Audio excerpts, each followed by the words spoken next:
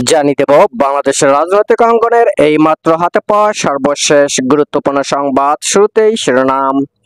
বিদ্যুতে দেনা ছাড়িয়েছে 41,000 কোটি টাকা, থাকছে বিস্তারিত প্রতিবেদনে। সে জানিয়ে দেব 5 খাতের বাইরে বাংলাদেশের চাওয়া কি জানতে চেয়েছে যুক্তরাষ্ট্র, থাকছে বিস্তারিত প্রতিবেদনে। এতক্ষণে শিরোনাম শুনছিলেন, এবার বিস্তারিত। সরকারের কাছে বিদ্যুৎ সরবরাহকারী প্রতিষ্ঠানের দেনা দিন দিন বাড়ছে। সরবরাহ করা বিদ্যুতের দাম নিয়মিত পরিশোধ না করায় এমন পরিস্থিতি তৈরি হয়েছে। সরকারি বেসরকারি এমন প্রতিষ্ঠানের কাছে সরকারের দেনা 40,000 কোটি টাকা ছাড়িয়েছে। এমন অবস্থায় চলতি মৌসুমের সামনের সময়ে নিরবিচ্ছিন্ন বিদ্যুৎ সরবরাহ ঠিক রাখতে ডলার সংস্থানের নিশ্চয়তা চাইছেন বেসরকারি বিদ্যুৎ কেন্দ্রের মালিকরা। গতকাল সমন্বয় সভা থেকে তারা এই দাবি জানিয়েছেন। জ্বালানি আমদানিতে পর্যাপ্ত ডলার সংস্থান না হলে সামনে পরিস্থিতি খারাপ হতে পারে এমন আশঙ্কা প্রকাশ করেছেন তারা। দেশে বিদ্যুৎ উৎপাদনে পর্যাপ্ত সক্ষমতা থাকা সত্ত্বেও জ্বালানি সংকটের কারণে চাহিদা মোতাবেক বিদ্যুৎ সরবরাহ ঠিক রাখা যাচ্ছে না। ডলার সংকটের কারণে এই খাতে ভোগান্তি আরও বাড়ার সম্ভাবনা রয়েছে।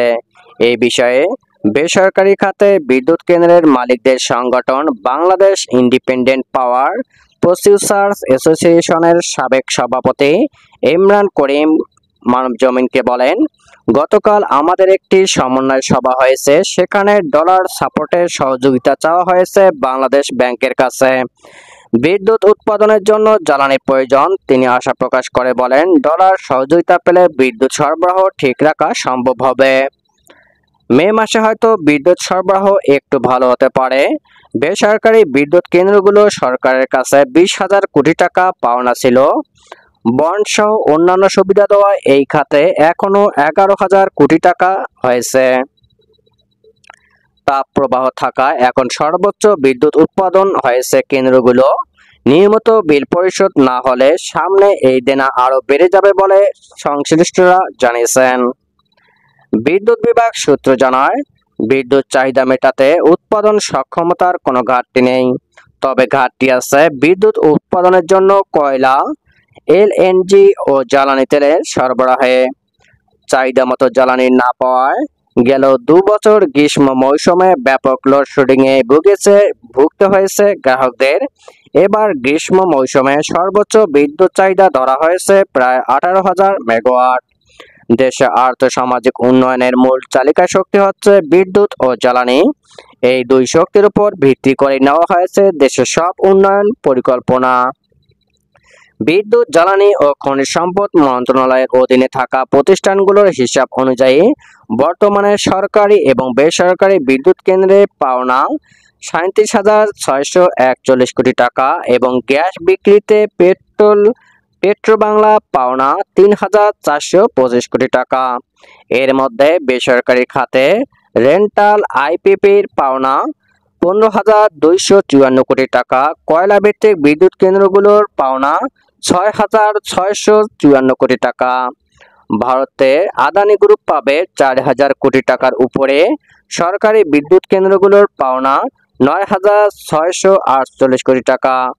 ভারত থেকে বিদ্যুৎ আমদানি বাবদ দেনা 1,948 কোটি টাকা ও পায়রা বিদ্যুৎ কেন্দ্রের পাওনা 9,000 কোটি টাকা। Power grid company of Bangladesh PGCB তথ্য অনুযায়ী শনিবার সাপ্তাহিক বন্ধের দিনে 15,384 মেগাওয়াট বিদ্যুতের চাহিদার বিপরীতে সরবরাহ ঠিক রাখা যায়নি।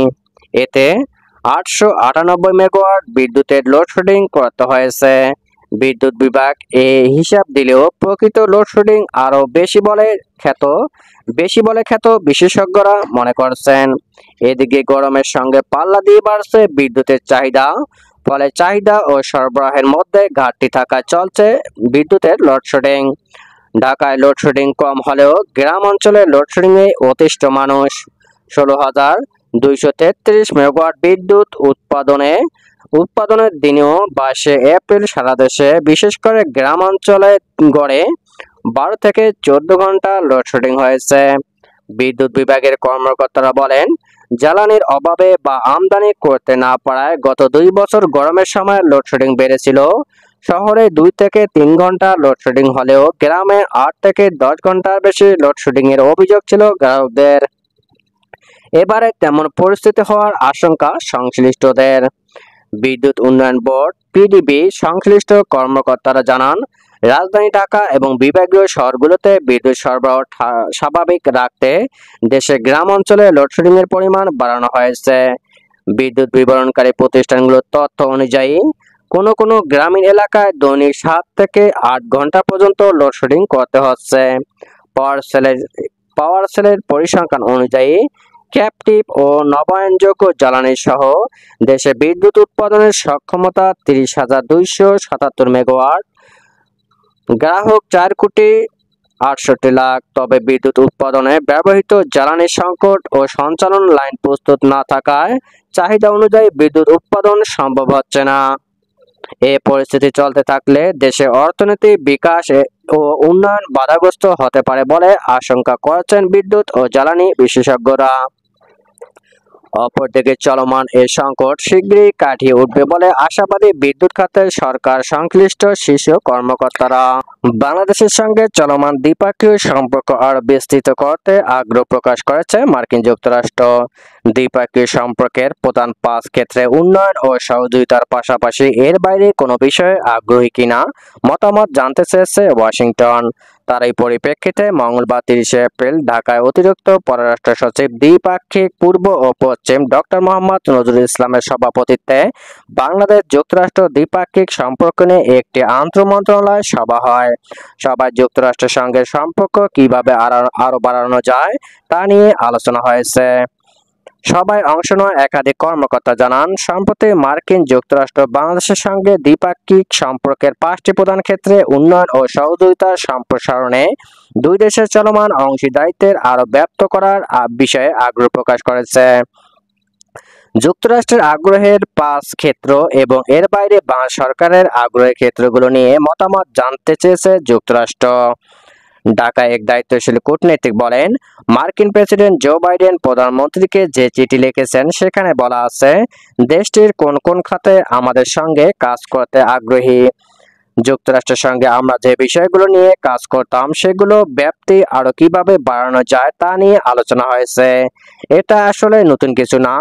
বাংলাদেশ যুক্তরাষ্ট্রের সঙ্গে যেসব এনগেজমেন্ট আছে সেগুলো কোন পর্যায়ে রয়েছে বা নতুন করে কোনো বিষয়ে অগ্রাধিকার দেওয়ার প্রয়োজন আছে কিনা সেগুলো নিয়ে আমরা আলোচনা করি বা কোনো কনসাল্ট থাকলে সেটা নিয়ে সংশ্লিষ্ট মন্ত্রণালয়কে জানানো। যুক্তরাষ্ট্রের আগ্রহের 5 খাত সম্পর্কে এই কূটনীতিক বলেন, যুক্তরাষ্ট্রের যে বিষয়গুলোতে গুরুত্ব দিয়েছেন তার মধ্যে একটি অর্থনৈতিক যোগাযোগ বাড়ানো, পরিবেশগত সুরক্ষা বা জলবায়ু পরিবর্তন, এক্ষেত্রে প্রযুক্তি হস্তান্তর বা বিনিয়োগের বিষয়।